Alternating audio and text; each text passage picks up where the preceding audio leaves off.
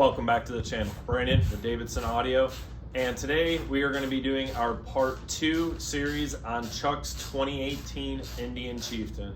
And as you can tell, this obviously is not Chuck's 2018 Indian Chieftain. In finishing his bike, it was a mad dash to get the rest of it done, so I didn't take the time to shoot an intro video to this video while his bike was here, so unfortunately I'm doing it after the fact. But we got a good amount of footage in here going over Chuck's bike. We start by discussing the tour pack layout that we did on the bike, and then we talk about how we laid out our wiring, and then we go ahead and show you the completed job, do some audio testing, and then we actually talk to Chuck and get the bike out on the way to him, because we had the bike for a bit.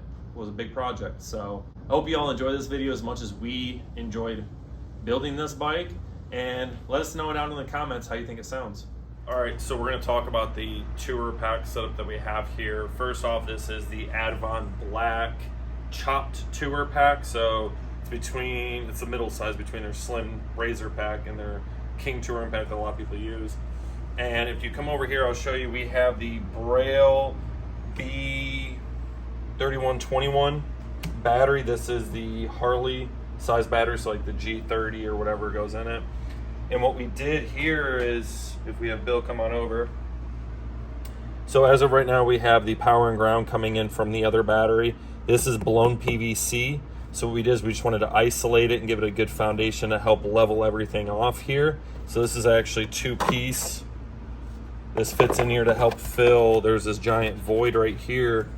So what we did is we went ahead and cut both of these. This battery bracket is actually bolted all the way through into the metal plate that this holds into. So like this battery's in here. I could probably tip the bike over with it. So this is just the foundation of it. We wanted the battery solid in there. So then we made this piece right here. This is made out of ABS. And you can see it's got this nice little channel in it. And this is our distribution block. So this actually fits just like this and drops right in. So the reason we did this is because this part is where we're gonna hide 90% of the wires.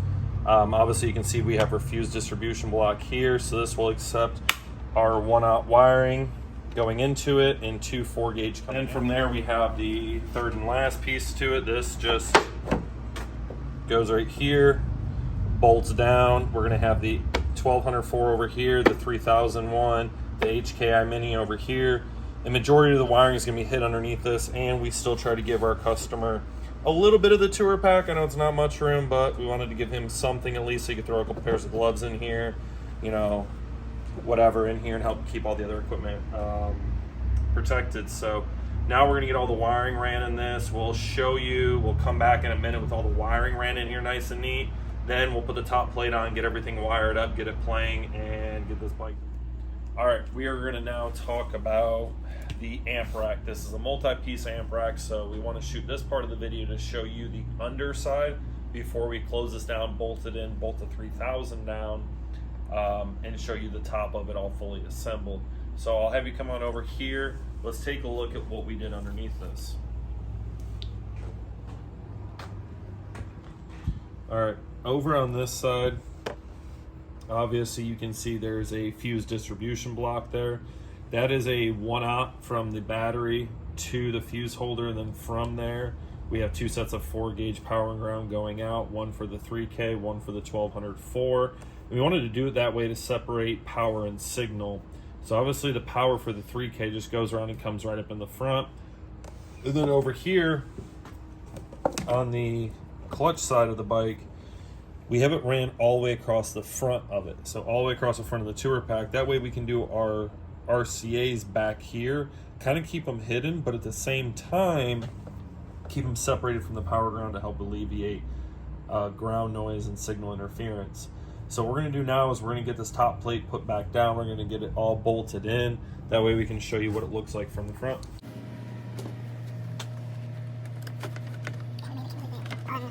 Serviceable.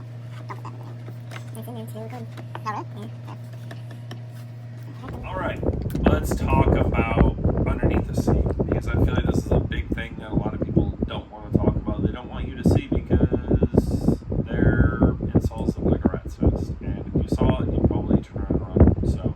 we're gonna show you. So underneath the seat here, we have a bunch of stuff going on, but kind of looks OEM, I guess. So starting up here, we'll go from this way back. We have our preamp harness, we got some speaker wires, we got our bass knob. Over here is where we have our clutch side saddlebag. We got our speaker wiring for our 10-inch mid bass and our lids. Over here we have the same thing but for the brake side bag. This is our fuse holder, which interconnects the two batteries. And then this is where we have all of our wire going back.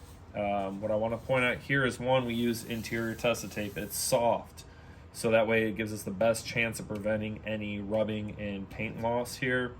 And if you can see, you got 1, 2, 3, 4, 5, and there's probably a sixth one back here. But these are the little dimples on the bottom side of the seat that help stand it off. So we were able to run all of our wiring and keep it in between those nice and neat and bundled up. That way we can make it into our tour pack, into everything else going on in there, and just do a very nice clean install. So once the seat's on here, all you're gonna see is these little two bundles, and that's it. Everything else is nice, clean, hidden. If you're not really looking for it, you're not gonna notice it. So we really wanted to take the time to do that. And I also wanted to touch on the point of my first thought was, let's just go ahead and put quick disconnects on it. So if you can take the tour pack off, we can. Well, first off, all the audio equipment's in the tour pack. So you take the tour pack off, you have no audio whatsoever. So then I cut the first idea. And then two, after talking and thinking about it, I got thinking, well, that's an additional 1, 2, 3, 4 connection points there for speaker wire, power ground, the whole 9 yards. So I got thinking about it, I was like, well, the more connections that you make in a circuit, it's more resistance, more chances of failure, and more chance of loss of power from A to B when you're going through so many connections. So we decided to scratch that idea. We went with a permanent tour pack option with this bike. So as you can see, the wires go directly into it, to the equipment. So this is no longer a removable tour pack. It is on the bike and it is here to stay. So I think that's how we're going to be doing these builds from now on, especially when we incorporate tour packs into them as permanent fixtures. So you're actually going to see that on our Chieftain build that we're going to be doing here soon. We're doing a permanent tour pack. Slightly different tour pack, but permanent. So, all right. So now the build is 100% done. This is, again, Chuck's 2018 Indian Chieftain. This bike came to us as a wiring rescue, kind of clean up what he had going on and replace some equipment. It quickly turned in from that to the starter to a somewhat competition build. So what we did is, let's start with the foundation here. We ended up having to add a tour pack, and we wanted to stuff as much as we could in here while also keeping some storage space. I know that's not a lot. It helps them keep a few things in there. So at the heart of it, we added this is the Braille 30 series AGM. It's a B3121. This is the Harley stock equivalent battery. The reason we went with this is because you already had an upgraded AGM underneath the seat, so you can't mix AGM and lithium. So we did AGM.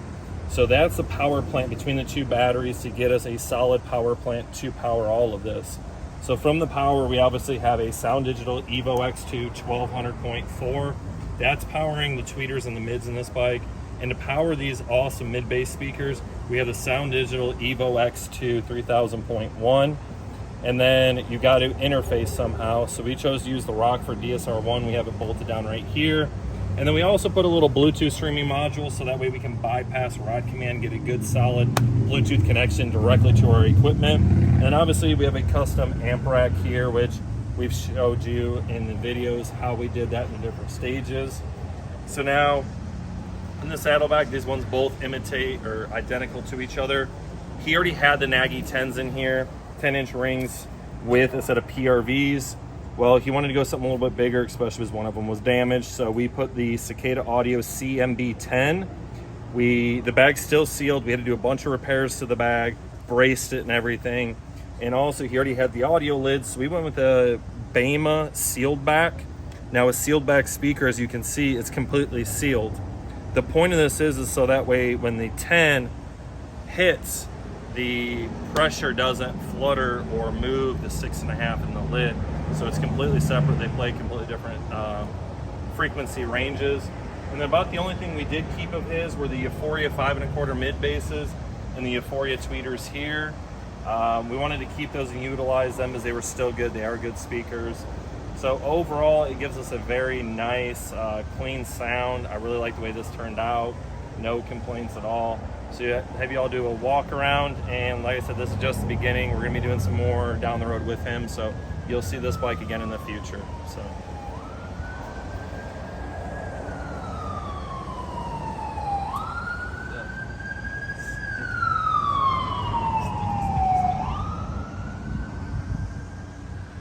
Yeah, by the time it comes back, we'll have the base. So we'll take the base and put it where I wanted it. Still trying to work this 3D printer out. All right, so we're gonna do a couple of songs here. We're not gonna play them for too long. And apologies, we have to run the bike. Even with the 2 batteries, when that 3000 just starts hammering and hammering and hammering, it does dip the voltage down. So I wanna make sure we have the best voltage, because the higher the voltage that you have, the more power the amplifier puts out. And also, never let your systems dip below 12 volts. So we're gonna play a couple of songs. Obviously my phone is streamed to the module back here. We've bypassed the ride command. So we're gonna give you probably 3 songs, and then we're gonna get this bike on its way back to Georgia, because Chuck's been without his bike for a while. He needs to get back on his bike and put more miles on this. Honestly, I don't think 60,000 miles is enough miles on the bike.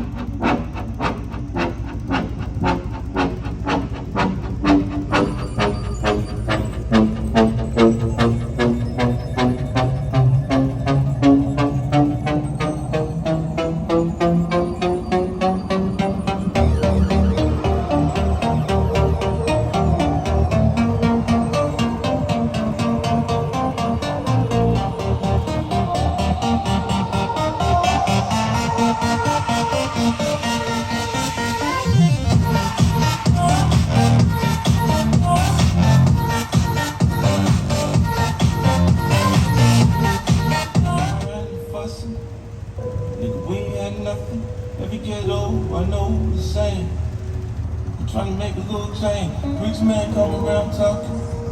I don't want to hear him keep walking. I'm gonna put the powder in the pot. Whip it till I'm pulling off a lot. Imagine when I pull it off the lot. New shit come without a top. Once I'm on, I ain't never gonna stop. Bitch, I'm on, I ain't never gonna stop.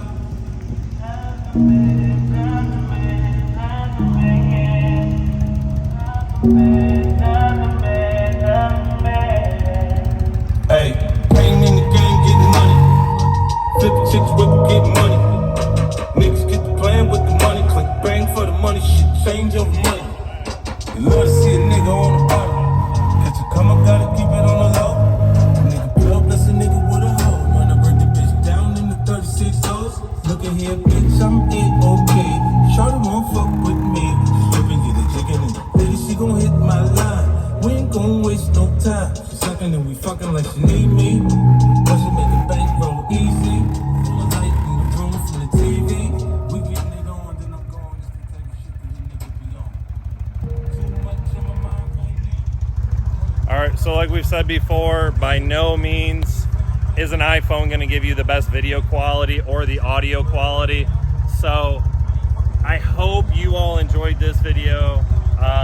I want to let Chuck get his bike. I want to let him get back on the road. So right now we're going to go talk to him, let him load it up in his trailer, and let him get on his way back to Georgia, because I know he wants to get out and go do some riding on this beautiful day. So for this video, this is a wrap, but we can never finish off a video without talking to the customer. So again, this is Chuck. He entrusted us from Georgia all the way down here. It's not a short trip.